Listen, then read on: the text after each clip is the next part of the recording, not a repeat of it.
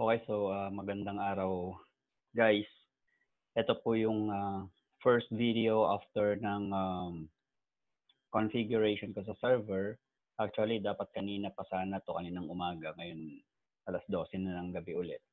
Dapat kaninang umaga pa tong video na to. Unfortunately, nagkaroon ng problema sa configuration ng PHP version tsaka ng MySQL version, yung database version natin. Which is meron siyang hindi tinatanggap na isang function call, which is supposed to be existing dapat siya dahil naka-install naman, nakita ko naman yung driver is installed naman, yun yung MySQL ND driver, native driver ng MySQL. Yun yung function na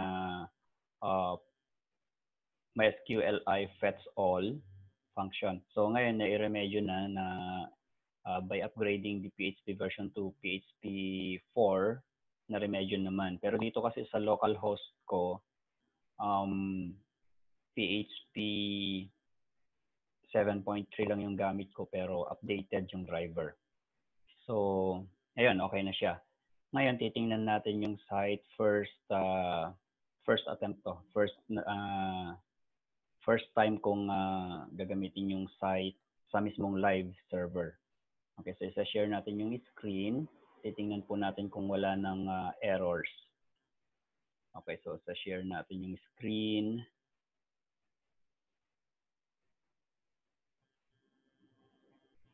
Okay, so ito pong screen na to, itong window na to ay sa local host ko pa lang to. So punta tayo sa mismong live server. Ito po yung kanyang front page. Kapag tinype mo yung crownimperium.com, ito po yung lalabas. So meron siyang slider. Itong mga text na to ay mapapalitan po yan kung ano po yung gusto ninyong mailagay. Mapapalitan din natin yung image niyan kung ano yung gusto ninyong ilagay. Pwede, sa ngayon, meron po tayong 5 image na nag-i-slide. Automatic slider po yan, pero pwede nating i-slide ng manual. Bawat image, meron po siyang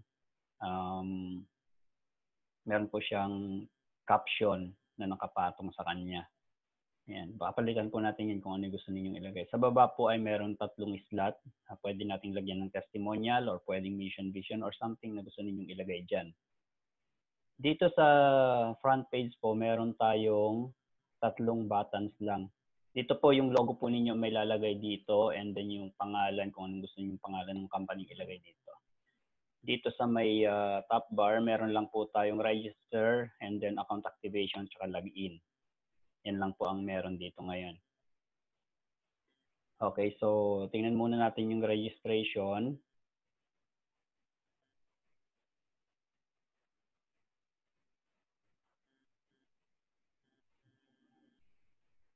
Ito po yung registration. So, dito sa registration, meron po tayong placement. Ito po yung upline sana sa ibang term, upline. Sponsor, ito po yung nag-refer sa inyo sa system. Since binary po tayo, dalawa lang ang pwedeng maging downline or direct downline ng isang tao. Kaya magkaiba po yung sponsor sa placement. Halimbawa, ako meron akong 2 direct downline, tapos meron pa akong isang na-recruit na isang tao or na-invite. Magiging spillover po yun. Pero ako pa rin yung sponsor niya para sa akin mapunta yung direct referral. Okay, so fill upan lang po natin yan. Username, yung desired username po to, tapos yung email, password, then confirm password. Dito sa position, mamimili po kayo kung saan ipo-position yung magre-register. Halimbawa, gusto ninyong dalhin sa left side ni upline or sa right side ni upline, mamimili lang po kayo dyan, left or right. Then, i-enter po dito yung registration code. And then, kailangan po is i-click yung or i-check yung accept terms and conditions. Pag hindi po ninyo yan in-accept, magkakaroon po siya ng kumbaga, ino-notify niya kayo na kailangan yung i-accept yung terms and conditions and then hindi po mare-register yung user. Then click register lang po pag na-fill-upan na yan. Tapos na. Magkakaroon kayo ng makaka-receive kayo ng notification na sinasabi niya nag-send siya ng email na that contains the activation information. Okay, so make sure po na valid email address po yung ilalagay dito dahil magsasend po siya ng email. Doon po niya isasend yung link kung saan niyo i-activate yung inyong account. Okay, so kapag hindi po kasi activated yung inyong account, hindi po kayo makakapag-login sa system. Okay, so yan po muna. Hindi po tayo makakapag-register dahil hindi po ako nakakopy ng code. Mamaya sa admin panel, papakita po natin yung pag-copy ng code. Actually, na-automate ko na po yung copy. Hindi na yung manual na i-highlight mo, then right-click, then copy. Hindi na po ganun. Okay, so sa login, actually meron tayong dalawang user account, isang admin at isang user. Magkaiba po ang admin, yung login ng admin sa user. So kung gusto mong mag-login sa administrator's panel, click mo po yung administrator login. So sa ngayon, dito po muna tayo sa members login or users login. So type po natin yung username, then yung password, check po natin yung CAPTCHA. Itong CAPTCHA po na ito ay to prevent bots or yung mga automated scripts sa pag-login sa ating system para maiwasan po natin yung mga hackers and then yung mga spammers. Ayan. So makikita naman po ninyo dyan, nakalagay, please click its image containing track. Ayan, maliban po dun sa merong 3 hint kung ano yung i-click. So lahat ng may track, click lang po natin, select lang natin. Ayan. Then, click check.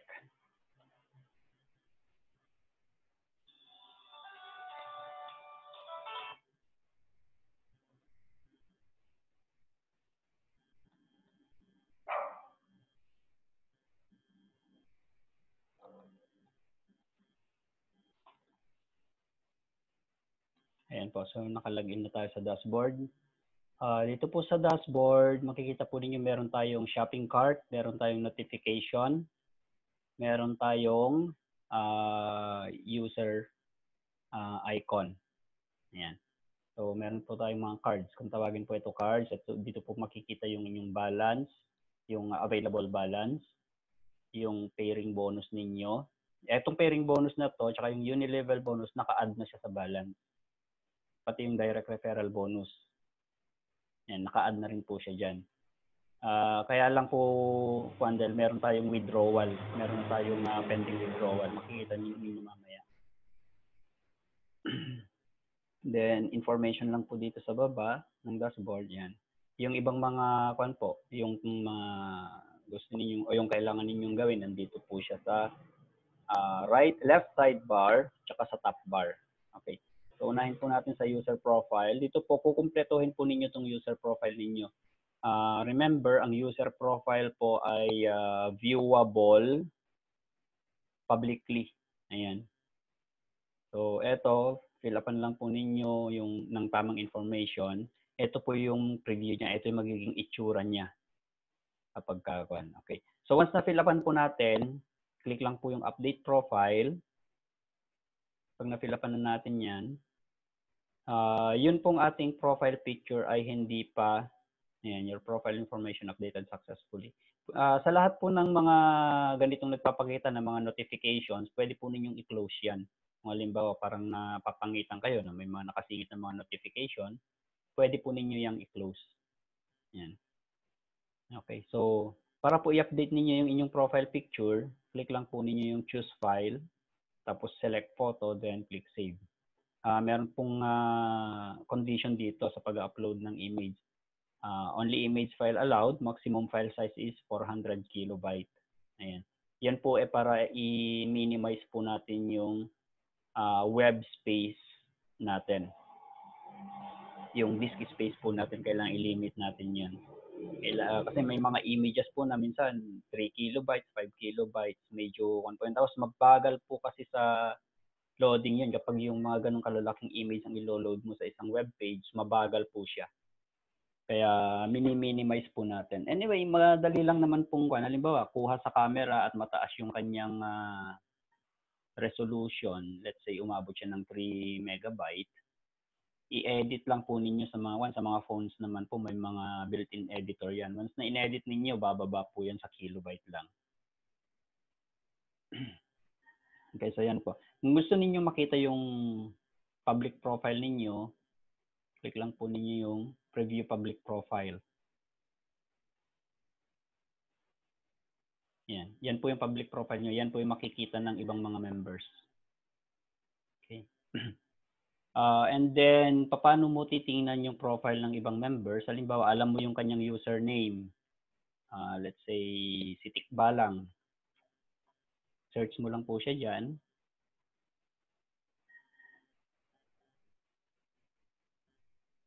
And lalabas po dito yung mga username tsaka yung full name na merong Tikbalang. Click mo lang po, piliin mo lang dyan, then click mo.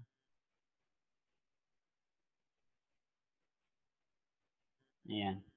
So, ito hindi updated yung kanyang profile. Isa siyang bronze member. Yan, pero wala siyang ini-upload, walang picture, wala lahat. Okay, so dito natin si Mela Luca.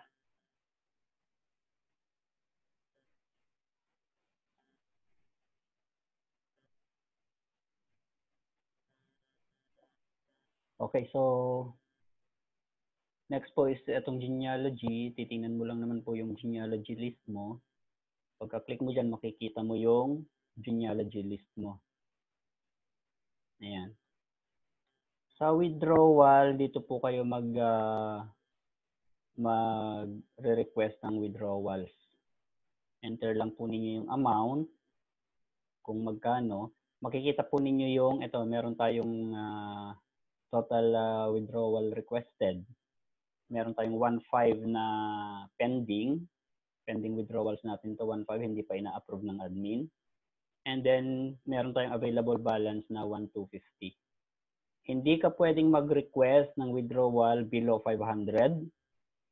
Below 500 at mas mataas kaysa sa available balance mo. Yun po yung condition. And actually, lalagyan din po natin ng date to na pwede ka lang mag-request sa ganitong araw. And then, approve naman ng admin sa ganitong araw. Yan. Dito po sa withdrawal history, dito po nakalagay yung inyong withdrawal history.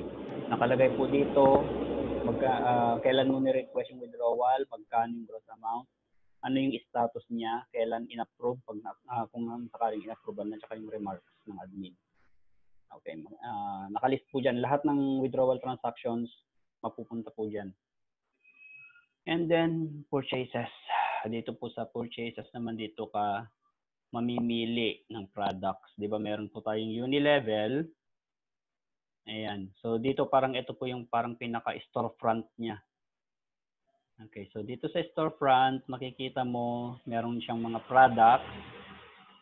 Then, dito, ito po yung mga featured products. Halimbawa, featured products or yung mga naka-promo. Dito po magpapakita. Meron po siyang pagination dito. Ayun pala, hindi pa natin nilagyan. Lalagyan natin niya maya-maya ng pagination para just in case na umabot siya, halimbawa, hanggang 4 lang kasi yung pwedeng sabay-sabay magpakita rito. Ngayon, kung halimbawa 10, meron tayong pagination, meron ko makikita dito, page 1, page 2, page 3, para first 4, then pag-click mo ng 2, next 4 naman, ganun yung gagawin niya. Ganun din po dito sa all products. Sa all products naman, ayun din, lahat-lahat na, hindi yung featured lang ang or walang filter. Dito, meron siyang missing image kasi dun sa pag-upload ko kanina, medyo nagkaka-error yung hindi na-upload yung dalawang image. Anyway, i-re-upload ko na lang siguro mamaya. Okay. So, paano mag-add to cart? Click mo lang po yung, halimbawa, hanapin mo yung product na gusto mo. Halimbawa, ang gusto mo ito yung gusto mong product. I-type mo lang po kung ilan yung quantity na gusto mong bilhin. I-add to cart mo siya. So, let's say, bibili ako dito ng 2. Then, click add to cart.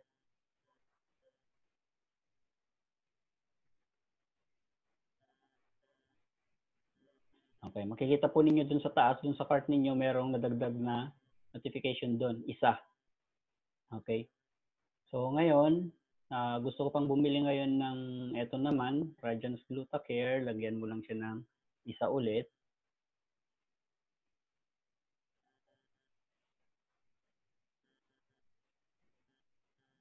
Ayan. 1 unit of code. Ito yung product code has been added to your shopping cart. Okay. So, pwede natin i-close yan. Kagaya ng sinabi ko kanina. Ayan. Makikita po ninyo dun sa taas, dun sa shopping cart icon, dalawa na siya. Okay. So, after na mai-add mo lahat sa cart mo yung gusto mong mga bilhin, click mo lang po yung cart icon for checkout. Click mo lang po yung cart icon. Mapupunta ka ngayon sa checkout page. So, dito, pwede mong makita dito yung total amount na babayaran mo. Hindi po kasali dito ang shipping dahil wala po tayong contact sa mga shipping companies. Manual din po siguro ang pagsisend natin ng mga items kasi wala po tayong tie-up sa mga shipping companies, sa mga couriers. Dito po pwede kang magdagdag ng quantity o mag-less ng quantity. Halimbawa, etong Lady Alley Bleaching Soap, dalawang yung quantity niya, ang SRP niya is 120, subtotal niya is 240. Babawasan natin yan, gagawin natin isa lang. Let's say, click lang natin tong decrease quantity. Pag click mo dyan, ayan, isa na lang po siya, then yung kanyang total hindi nagbago, refresh natin. Refresh lang po natin. Oh. Ayun ang isang bags. Okay, wait, i-note natin. And pipilitin kong lahat ng bags na makita dito ngayon, pipilitin kong maayos hanggang bukas ng hapon. And then, tsaka kayo naman po yung magbabags tracing. Kasi hindi lahat ng bags makikita ko dahil syempre ako alam ko na yung pasikot-sikot ng system. Ang makakakita talaga ng mga bags dito ay yung mga hindi pa kabisado yung system. Kasi sila yung talagang mag-experiment saan i-click ganito ganon. Sila yung tinatawag na beta testers. Okay, so ino-note natin ton. Subtotal. Don't change. In checkout.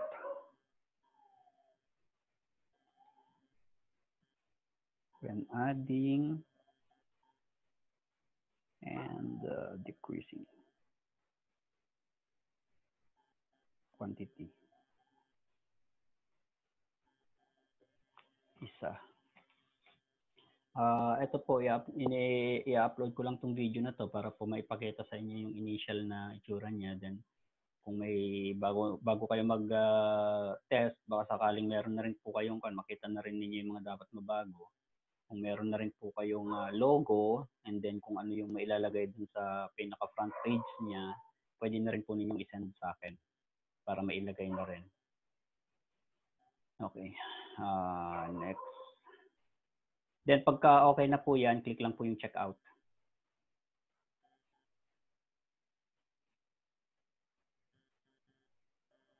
Okay, so wala na po siya dito sa shopping cart, nasa checkout na siya. And then meron pa akong di natatanggal na variable dump dito. So var dump sa cart.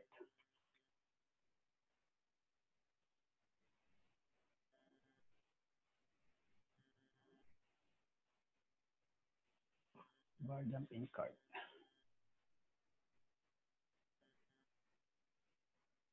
Yan. Once na na-check out na, hintayin na lang po natin yung approval ng admin tsaka yung sending niya. Isasend na po isasend po sa inyo ng admin yun once na approve na.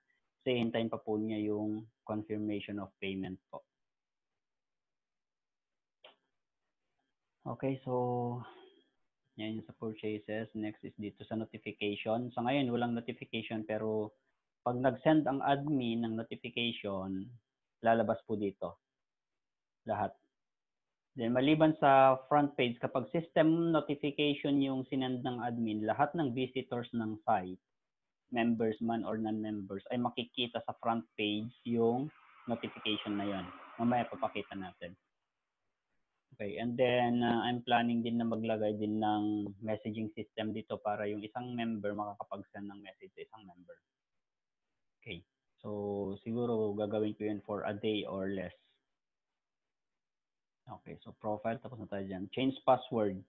Sa change password naman, halimbawa gusto mong mag-change ng password, click mo lang yung dito profile icon, then change password. Enter mo lang po yung current password, then yung new password, and tapos confirm mo yung new password, then click change. Kapag mali itong, halimbawa, try natin. Okay, imali natin. Kapag mali yung current password mo, hindi niya babaguhin. Okay. The current password you entered is invalid. If you happen to forget your old password, please log out and use the recover password button on the login page to receive an email instruction on how to reset your password. Okay, so yun po. Hindi niya pinalitan yung password mo kasi invalid yung current password. Ito po ay mahalaga, halimbawa kasi nag-login yung isang user sa isang internet cafe. Then nakalimutan niyang mag-log out o kaya let's say PisoNet. Nag-login siya sa PisoNet, ninabutan siya ng oras, umalis siya. Hindi na niya na-log out yung kanyang account. Yung susunod na gagamit ng computer na yon, kung hindi natin lalagyan ng ganyang protection, pwede niyang baguhin yung password nung user na nakaiwan nung account niyang open.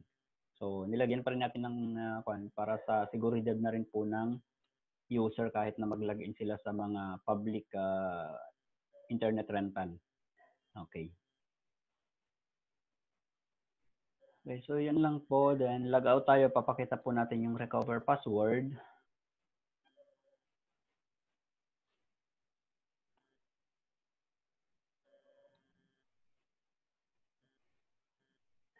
Okay, dito po sa recover password, ito, meron siyang button dito na recover your password. Just in case na hindi ka makapag-login din, nakalimutan mo na yung password mo, click mo lang yung recover password. Kaya napakahalaga po sa registration na valid email address ang ilagay ninyo dahil sa pag-recover ng password, sa activation, etc., mag-send po ang system ng email sa inyo. Okay, so enter mo lang yung email address. Let's say, alin ba naka-register dito? Ito yata. Naka-register ba ito? Tingnan natin. Anyway, pag hindi naman registered yung email na yan or mali, sasabihin naman niya na mali yung and I think there is an error. There's an error. Yes, there is. Okay, so pero dito sa aking local host, hindi ko alam kung anong error. Tingnan natin. Tingnan natin dito sa local host ko, dito sa mga local files. Kasi working na to dito. So, yun pa yung isang troubleshoot natin. Ito po yung dahilan kung bakit na kinukuha ko na kailangan ba i-upload agad sa site, sa live site.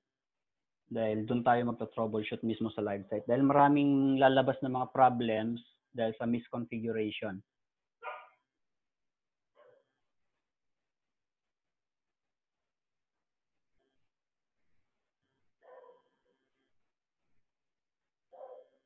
Ayan. Dito gumagana siya. Ayan. An activation link was sent to your email address. Gumagana siya dito. Pero dito sa live site, hindi. And we do not know what was the problem. Oo, yung kwan pala, yung kanyang email, hindi pa naka-configure. Actually, wala pa tayong configured email address. Medyo naninibago ako dito sa cPanel nito ngayon dahil yung kanyang mga configuration, ibang-iba dun sa configuration ng mga cPanel na ginagamit ko nung una. may mga additional tools siya na wala dun sa kabila. And then merong mga tools sa kabila na wala dito sa bago. So, kakapain ko muna. Hopefully hanggang bukas maayos ko lahat to. Actually, hindi naman talaga ako matutulog ngayong gabi hanggang umaga. Sa umaga ako matutulog. So, hopefully hanggang bukas ng umaga tapos ko na to.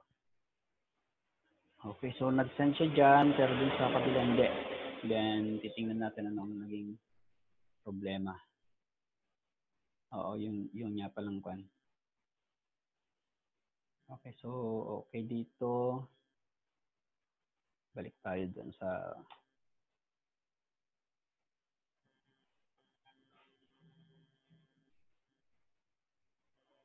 Okay po, importante po yung logo, tapos yung dito po yung mga kung ano po yung ilalagay natin dito sa mga kwan. Bali, 5 slides po ito.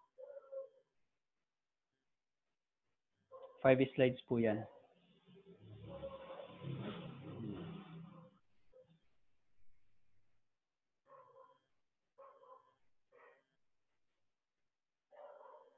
Five slides. Pwede tayo magdagdag ng image. Ang size ng image is, kalimutan ko kung anong size ng image na to. Tingnan natin. Anong size nitong image na to. It's 1366 by 1366 by I think 600. 1366 by 600. Wala bang image properties? Wala nga. Inspect natin. Tingnan natin. 1366 by 600 niya. So, 1366 by 600 ang size nitong mga image. So, pwede po kayong mag-send sa akin ng mga image. Paki-crop na rin po sa gusto ninyong kanya. Size. Sa mobile phone, kusa siyang magre-resize. Pero, syempre, nakasunod siya sa aspect ratio nung image tsaka ng screen. Pag nag-change yung size ng screen, mag-change din yung size ng image. Sinusunod niya yung aspect ratio ng screen. Kagaya po nito. Yan, lumiit din yung image. Lilit yung image. So, kailangan sundin natin talaga yung 1366 by 600 na size ng image. Kasi kung siya, responsive kung tawagin yun. Actually, all the components here, except the table, lahat po yan ay responsive, maliban po sa HTML table, which is, sa ngayon po, ang technology natin is limited pa rin po ang pagiging responsive ng HTML table dahil hindi po pwedeng putulin yung table na yung next na row ay next na column ay dalin mo sa baba ng current column. Hindi po pwede yun sa HTML table dahil magiging isang panibagong row siya, hindi pwede. Kaya minsan limited yung pagiging responsive ng table. Kung marami kang entry dun sa table, medyo maluwang siya. Kailangan mo siyang i-scroll horizontally pagdating sa mobile phone. It is a limitation naman po sa mga mobile phone browser. Kaya I advise po na sa pag-browse, mas magandang gumamit tayo ng computer. Even though mobile friendly to, there are still some features sa desktop na wala sa mobile browsers. May mga functions na hindi supported ng mga mobile browsers. Though we tried to lessen those unsupported functions sa mobile browsers, pero hindi ho lahat kasi po pwede nating tanggalin. May mga critical function na kailangan maiwan na hindi supported sa mga mobile browsers. So, nire-remedyohan na lang po natin yun. Okay, so hanggang dun po muna ngayon. Yung compensation plan po pala, pakiayos po yung kanya. Dahil, of course, pwede kong ilagay na lang ng ganun-ganun yung compensation plan, pero mas maganda po siguro kung gawan ninyo ng magandang parang presentation article para medyo kaakit-akit naman. Or we can just remove the compensation plan para tao-taon lang ang presentation ng compensation plan. Pwede rin pong ganun. Kayo po ang bahala kung ano pong gagawin natin. Then dito po, kung ano po ilalagay natin dito sa tatlong to, pwede po nating tanggalin to, or pwede tayong maglagay dyan ng mga something inspiring text or inspirational text, testimonials perhaps. Pwede rin ilagay dyan yung mission vision. Or kung gusto rin po ninyo, idagdag natin dito sa sidebar yung mission vision, yung company profile, etc. Just let me know po. Dito po sa, ulitin ko, dito po sa mga image, meron po siyang overlaid text, overlaid na siguro mga quotes or some slogans. Yan. So, nilagyan ko lang po muna siya ng dummy text. Okay, so sa admin po tayo. Admin dashboard.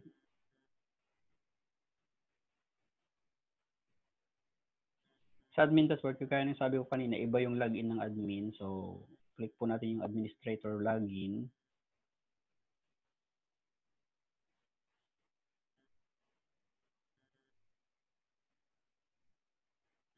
Yan. So, same username and password.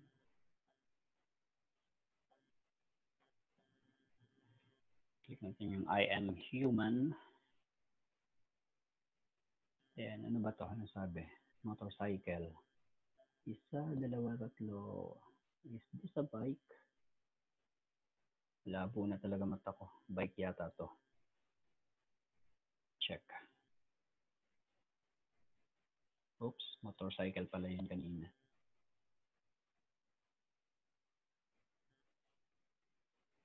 About this motorcycle.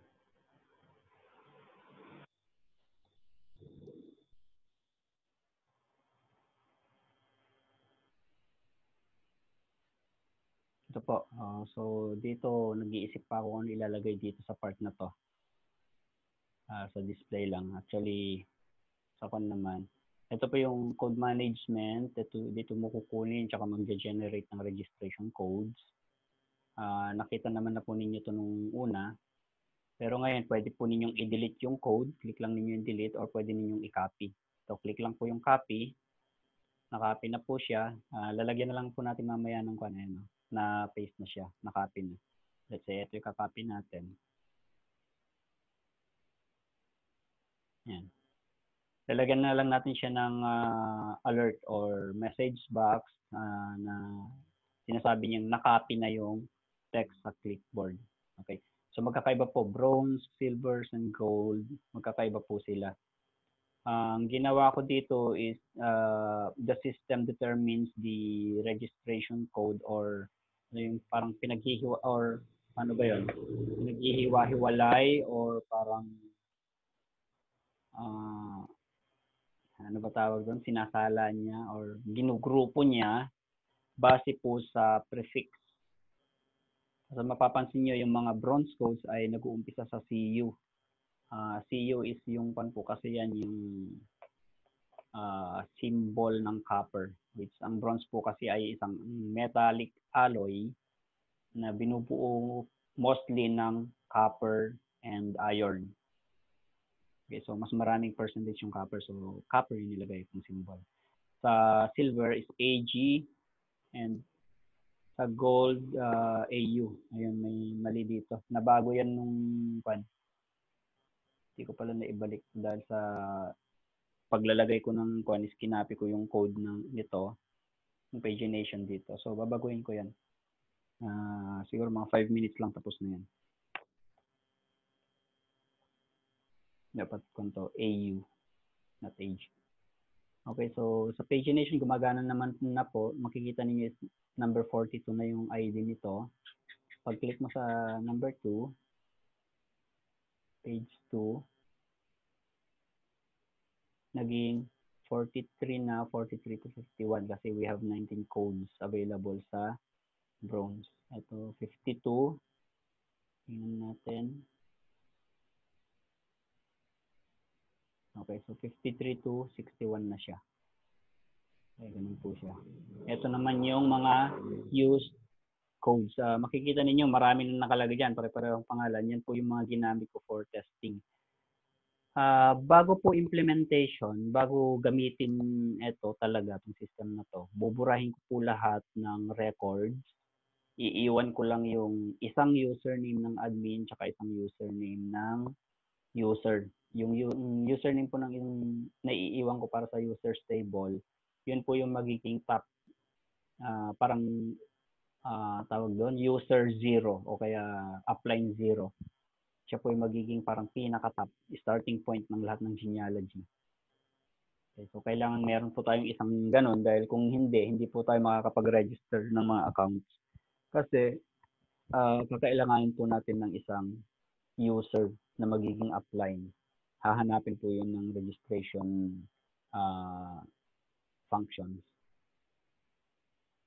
Okay, so code management, user management. Dito sa user management, pwede po tayong mag-delete ng user or mag-suspend. Dito po natin manually i-activate yung isang user, i-unsuspend, tsaka i-suspend.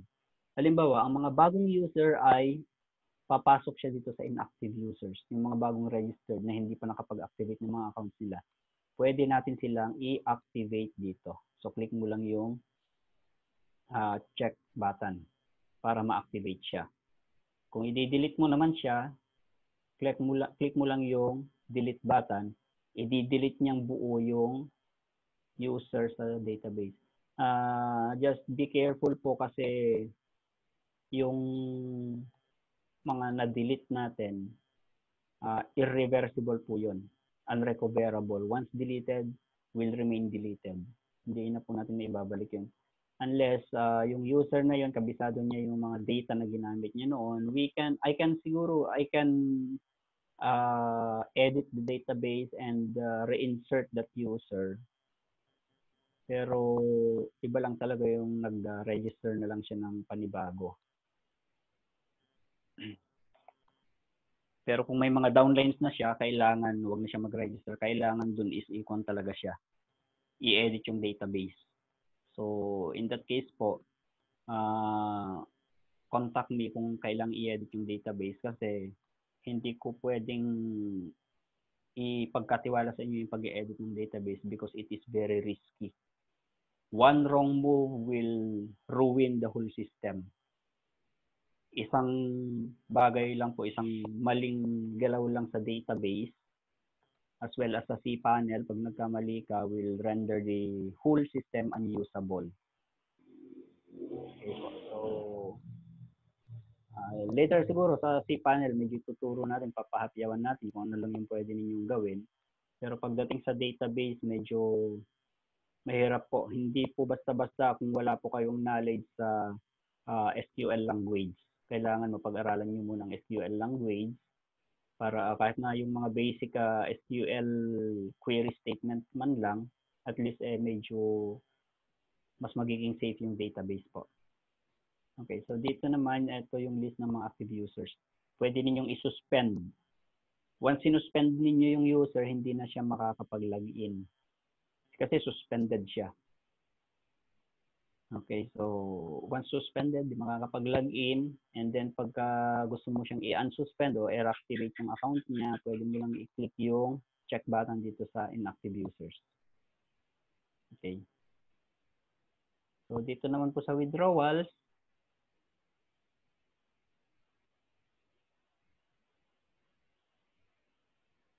dito po sa withdrawals, ito po yung mga, lahat ng pending withdrawals dito po papasok.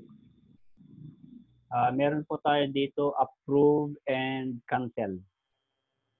Kapag kinancel po natin yan, yung gross madadagdag ulit sa balance niya, balance ng user. Babalik din sa balance, and then pag in-approve naman natin, mamamarkahan to as approved, tayo na po yung magpapadala ng bahala na tayong magpadala ng kung magkano yung net payout niya. Okay. So, nandito naman po yung mga information yung saan natin papadala, account number, so payout ano ba yung, paano ba natin papadala, tapos account number, account name. Yan lang naman po yung importante ngayon sa withdrawal. Okay, tapos yung net, ito ipapadala natin, ito yung gross withdrawal, yung mababawad sa balance niya. Okay, so meron tayo ditong 5%, may tinanggal akong 5%. Kung mas mataas po or iba yung percentage na gagawin natin sa deductions niya, just let me know po. Okay, so lahat po ng magpapakita dito sa table na to ay mga pending withdrawals, unapproved. So nasa sa atin po lahat na makita natin dito, pwede natin i-approve or pwede natin i-cancel. Okay, so dito nga pala sa taas, meron tayong dalawang pending orders. Yun nga po yung ginawa natin kanina nung una dun sa purchases na nag-add tayo sa shopping cart, then tsaka natin chinek out, makikita dito sa pending orders. Which is yun po yung kukunin natin ngayon. Sa purchases, oops, and another, akala ko may error.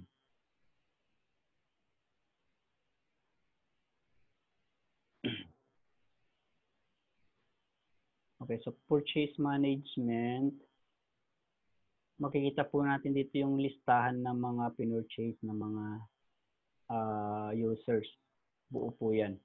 So dito makikita mo may dalawa, si parehong user, dalawang item, kailan in order, magkano subtotal. Ito malitong subtotal, di ba? Ayusin natin mamaya dun sa kanya. Okay, so unit price, lahat. And then dito sa billing naman, invoice printing, makikita po yung pinurchase or yung pending purchase ng isang user. So halimbawa, ito po yung kanya. Pwede mong i-approve yan or i-disapprove. And then, refresh mo yung page, magpapakita na ma-update to. Okay, so dito updated naman siya dito.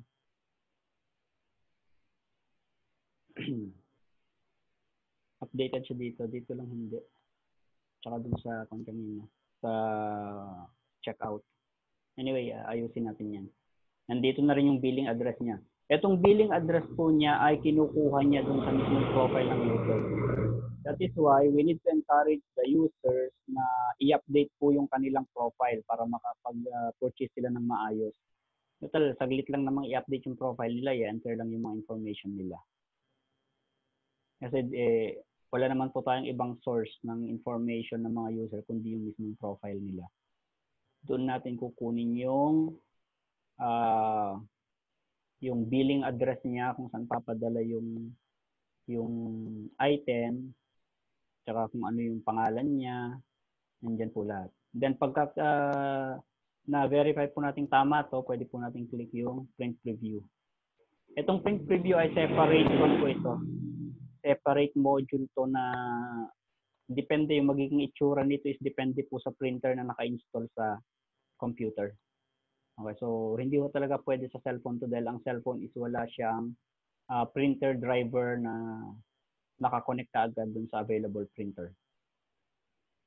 Okay, so meron siyang invoice, name, billing address, and then yung mga item na binili niya. Then yung total. Pag print po natin, click mo ng print. Dito sa HP is mapapakita mo na itong print preview. Pero sa ibang printer, diretso ipiprint na po niya yan.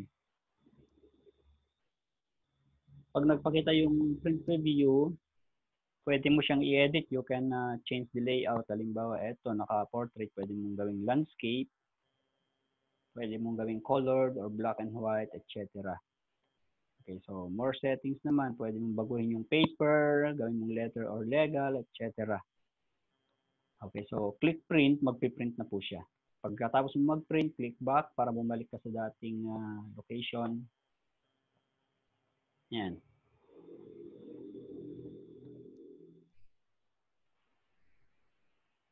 Okay, so yun po sa product management. Sa product management naman tayo.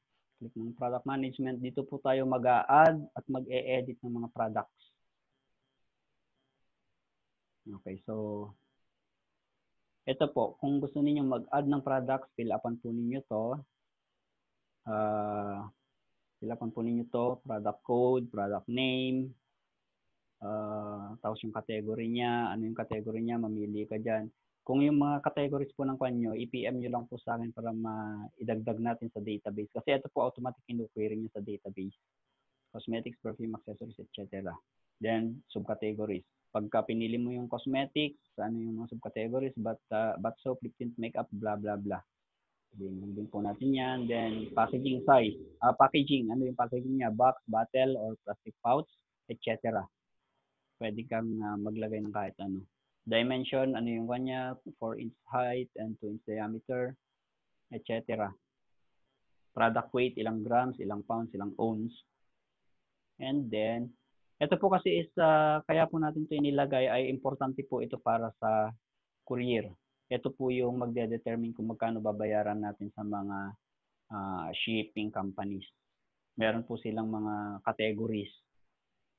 Category by weight and category by dimension.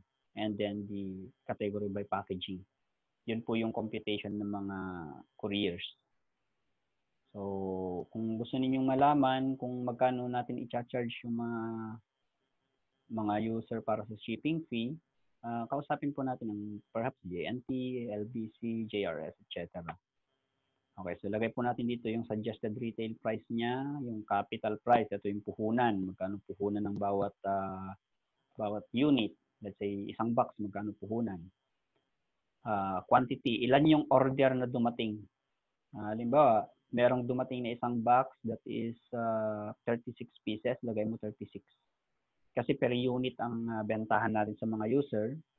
So, kung halimbawa 36 pieces yung isang box na dumating, lagay mo 36 dahil bibili naman yung mga user, isang piraso lang. 2 piraso, wala naman per boxes. Kung merong per box, lagay mo 36 yung quantity yung binili nila. Etong reorder quantity po, ito po yung indicator kung kailan tayo kailangan mag-replenish ng order. So, ito po ay kayo ang magde-decide kung ano yung reorder quantity natin. Halimbawa, dumating 36 pieces, hindi naman siya mabenta talaga. I mean, hindi ganun kabilis yung movement ng product. So, pwede siguro nating ilagay dyan yung mababang reorder quantity.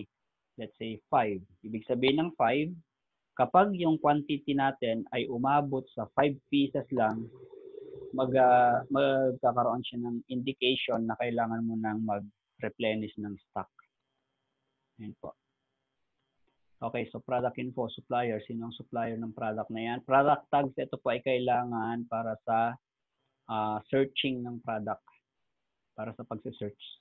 So, separated by comma po siya. Nakalagay naman yan, separated by comma. So, halimbawa, tags. Tapos tag. Pagka pareho, tag, hindi niya tatanggapin. Okay, so, sample.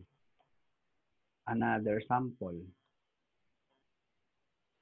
Okay, separated by comma siya. And then, featured, mamili ka yes or no. Okay, so after nyan, mamimili ka ng picture ng product.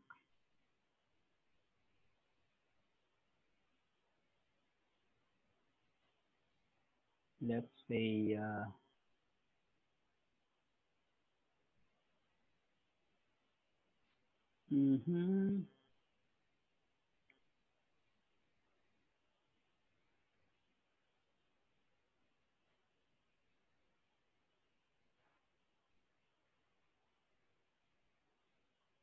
wala na.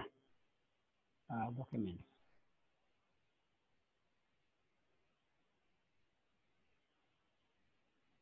Let's say ito.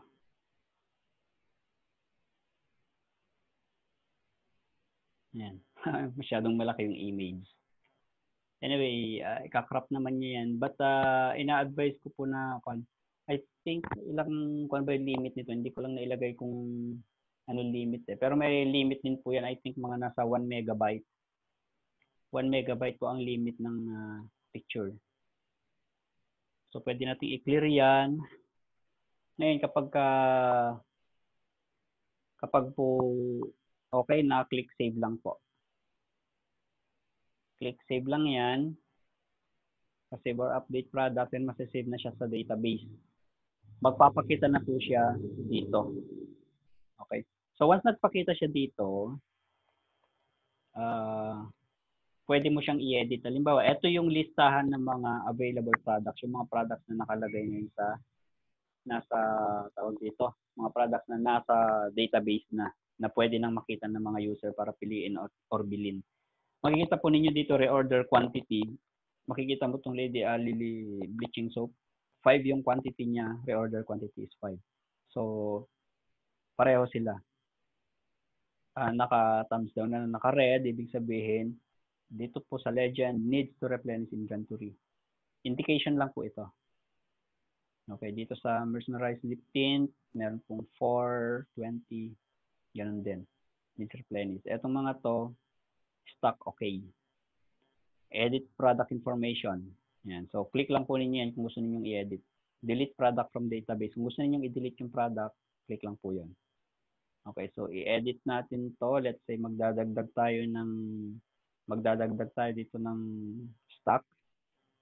Let's say may dumating na another 100 bottles. Click lang natin yung edit sa tabi ng yung kahilera niya. Yan, may ilo-load yung value niya dito and then mamamark siya as for update. Ito yung isang walang picture kanina. So lalagyan natin ng picture. Lagyan natin to may dumating na 100, so magiging 104 yan. Okay, pili tayo ng picture.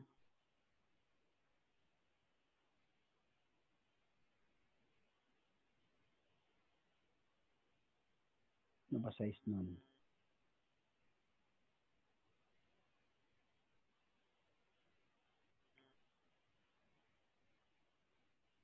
.8. Lalaki. Try na natin to.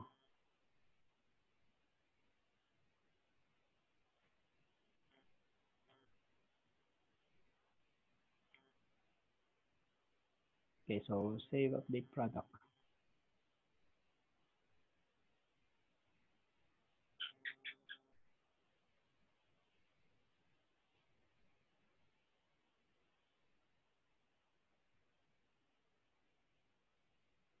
Ayan, so isa pa, isang variable dump pang hindi natin na-ikuan. Var dump in product management.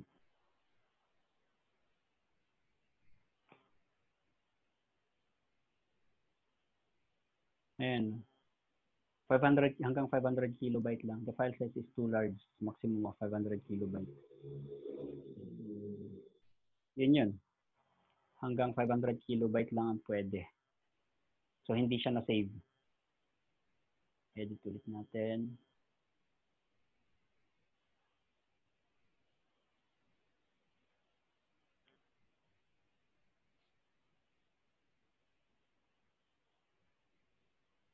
Pwede po nating lakihan yung file size, yung allowed file size. Kaya lang, malaki po kasi kakainin ng mga pictures sa database bukod sa bumabagal yung performance ng system pag malalaki yung mga image.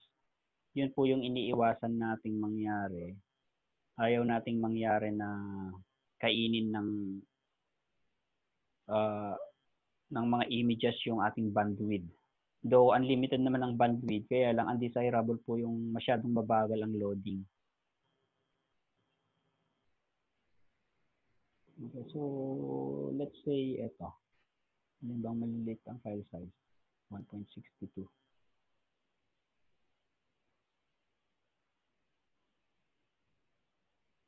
Ito. 1.81. Wala bang maliliit na mga file?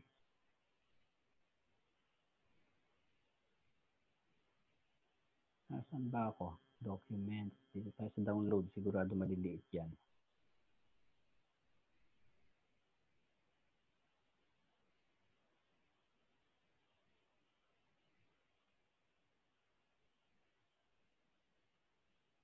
Let's say ito.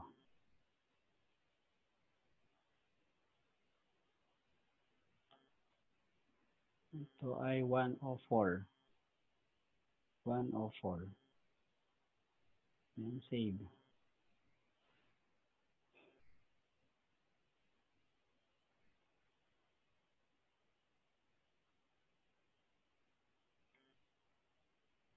Okay, makikita po natin 104 na siya.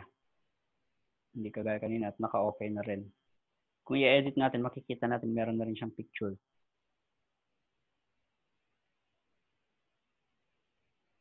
Meron na rin siyang picture. Unlike kanina, wala. Kasi yan yung mga nabura ko yung kanya. Okay, so ganun lang po dyan sa product management. Notification manager. Sa notification manager, dito po tayo mag-send ng mga notifications and personal messages.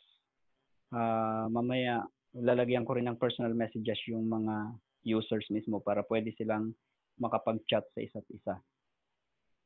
Dito po ilalagay mo yung there's username. Let's say meron kayong ilan ba kayong mga admins. Let's say 5 kayo, 4, 5, 6, 7, 8. Ilalagay mo yung username mo dito o kaya yung alias mo, kahit ano. Recipient. Kung sino yung gusto mong makareceive lang, separated by comma. Halimbawa, gusto mo isang tao lang, gusto mo makatanggap lang is tikba lang. Tikba lang. Siya lang ang makakatanggap. Pag send mo niyan, siya lang din ang makakatanggap. Pero kung halimbawa, 3 sila, ito si isa, Melaluka, si Adobong Tikbalang. 3 silang makakatanggap dahil separated by comma. Kung gusto mong lahat, halimbawa, meron kang 1,000 members, at gusto mo lahat sila makatanggap ng message, ilagay mo lang all, capital letters. Pag nilagay mo all, lahat yan sesendan niya isa-isa. And then, kapag gusto mo namang system notification, pag system notification kasi, nakalagay siya sa front page, and pati guests and users makikita nila. So, piliin mo yung message type. Ako naman dito muna tayo. The webmaster, then subject, type mo yung subject na gusto mo. System notification. Kung system notification yung pinili mong message type or notification type, mababaliwala itong recipient mo. Dahil etong recipient mo ay magiging guest. Ibig sabihin, lahat yan, ilalagay lang niya sa front page yung notification mo. Okay, let's say system notification. Today is the first system checking after the server configuration. Okay, so yan yung message body, ito yung system notification. Nilagay natin all, tapos webmaster. And then, send natin message. Yan po ay hindi masesend sa lahat, kundi mapupunta lang siya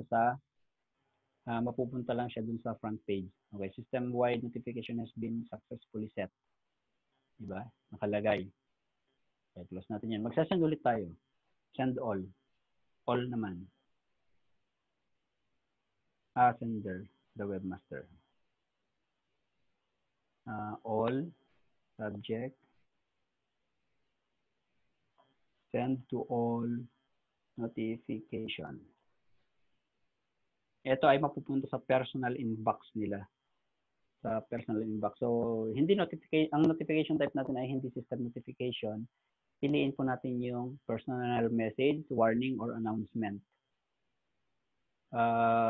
Kapag itong tatlong pinili natin, mapupunta to sa personal inbox ng mga recipient. Pero kapag system notification, mapupunta siya sa front page. Yun po yung kaibahan nila. Okay, so personal message. This is a personal message sent to all. Send natin yan.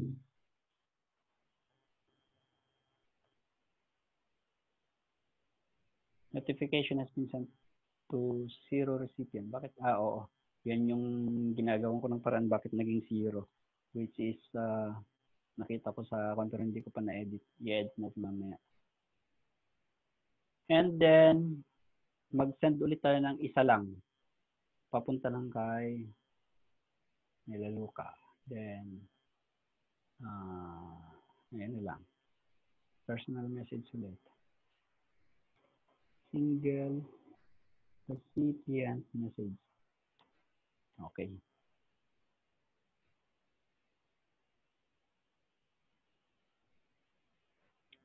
Okay, so that's all. Log out muna natin.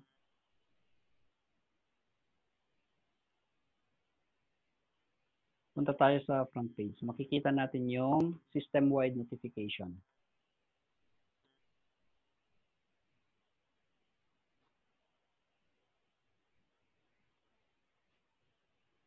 Ba't wala?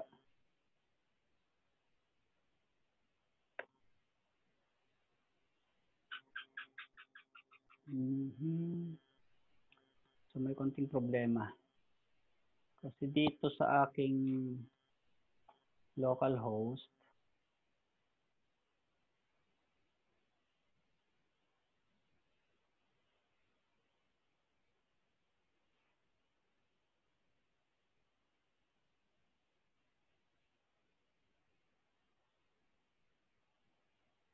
gumagana siya dito sa localhost. So, check ko na lang po mamaya. Ito kasi pagka sa server, kaya sabi ko dapat maikwan na kagad sa server dahil marami pang lalabas na mga errors, mga misconfigurations. Anyway, check natin yung login. Tingnan natin kung pumasok siya sa notification. Baka hindi. At yun ang masakit. Medyo marami-raming trabaho pa rin yun kung sakali.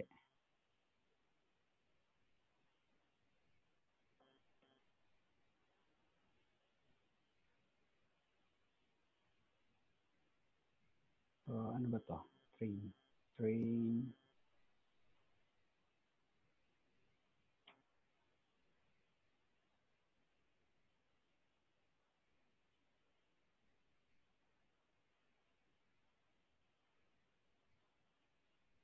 Yan. Makikita mo meron dalawang notification pumasok dito.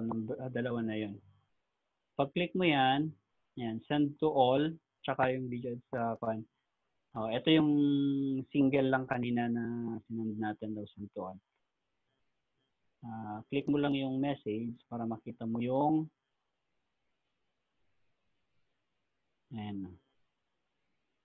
single recipient message. Yun yung message natin kanina. Ito subject, from, and then ito yung date. Okay, notification ID. And then, send to all.